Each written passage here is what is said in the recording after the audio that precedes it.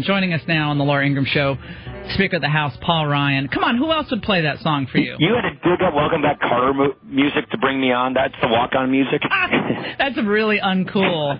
But by the way, it's super uncool. Yeah, it seems like Welcome Back Carter instead of Cotter these days. But it's good to have you on. Right. It's good to have you on. And thank you for joining us and actually speaking to my listeners who, want the country to do great and the conservative movement to do great. And we just really appreciate it.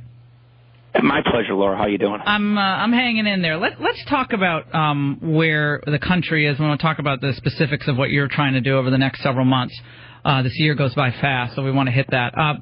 Why is Trump leading by so much, do you think, in a place like South Carolina, double digits? He's leading by a massive amount in Nevada. Jeb Bush, who's, by all accounts, has so much experience, a popular two-term governor of Florida, is down at 1% in Nevada. Explain it for us.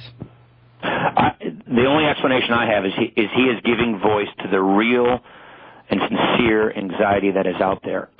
People are very, very panicked that the country that they knew and loved is leaving them, that the opportunity is not in front of them, but it's behind them. The best days are behind and not in front of them. And that the political system, the people who've been in charge, have failed them. And so they're looking for somebody to shake it up, who doesn't care, who doesn't yield to political correctness, and who's going to call a spade and get on with fixing things.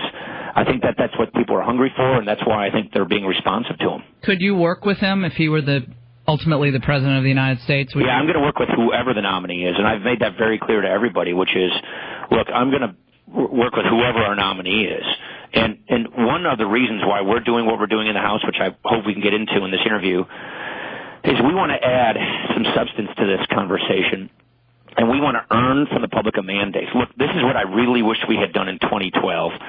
I think that we have had really bad elections the last number of cycles as Republicans, muddled elections, unclear mandates. And the election that I remember that I think is what we're trying to replicate the closest to is the 1980 election, where then my mentor, Jack Kemp, you and I both worked for Bill Bennett. Yep. You worked for the Gipper, and I worked for his ally, Jack Kemp. House Republicans offered and grafted to Ronald Reagan's Cold War agenda a bold economic agenda. They ran on it together. They got a mandate. They had a mandate election. They won the election. Then they put it in place.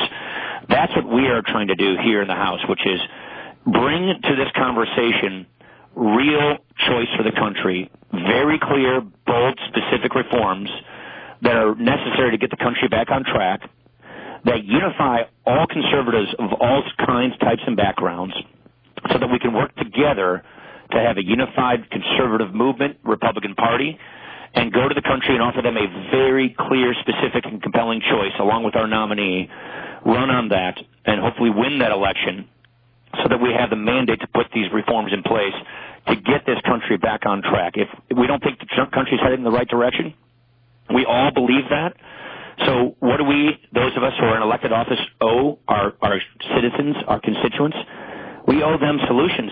We owe them a clear choice. And how we come up with this is we take our principles, our conservative founding principles, apply them to the real problems of the day, and offer solutions that relate, that people can understand, that people want. And I know you have you have a deregulatory component, you have a tax reform component, you have an entitlement reform component, which are, I think, those three things. And you have two more that, forgive me for not remembering. National security and Constitution. Right, national security and Constitution. And I think of on all of those points, there's broad agreement. There is no doubt about it in my mind. Broad agreement.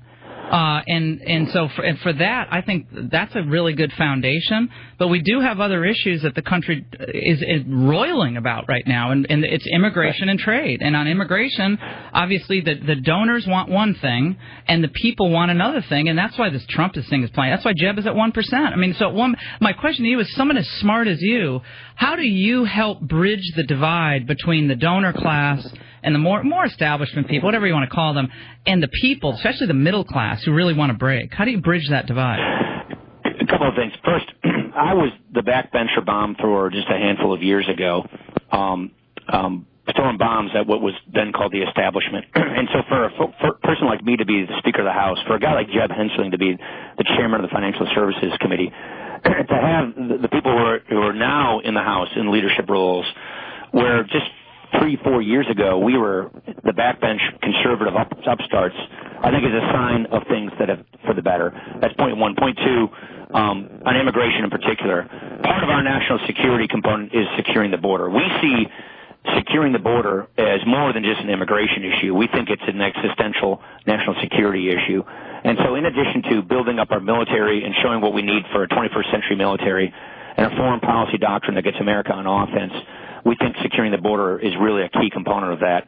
We don't just have, heroin coming into our country, killing our children. We also have ISIS trying to infiltrate our southern border.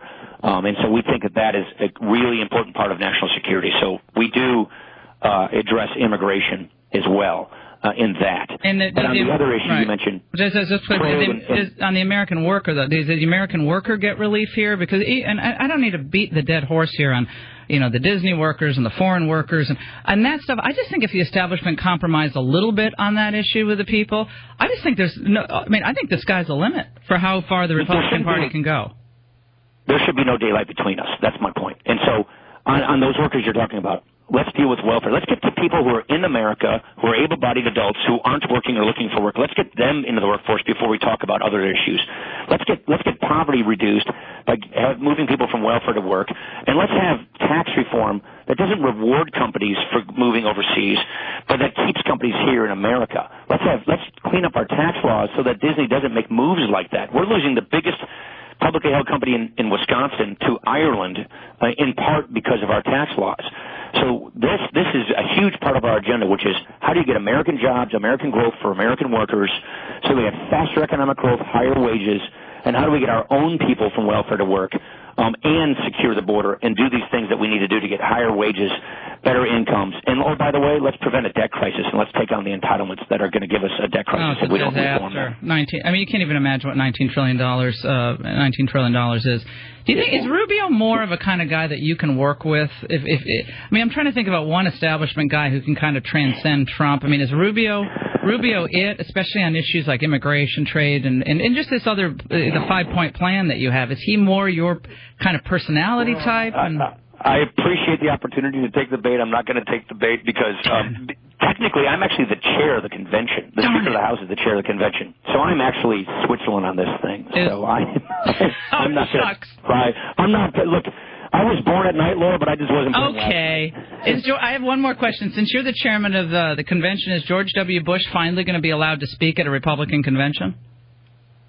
Is George W. Bush going to be? Sure. I'm not. I'm the chair of the convention, but I'm not. I don't think I select speakers. Well, he didn't speak at the last two. I got no problem with that. Yeah, he didn't speak at the last two, so I'm hoping he gets a little bit of a microphone at this one. Paul Ryan, you can come back anytime you want. But we're delighted you're back on the show, and you're back in the rotation on the Laura Ingraham Show, and we really appreciate it. Thank you so much, and sounds like a plan. Thanks. And best of luck. We'll talk to you soon.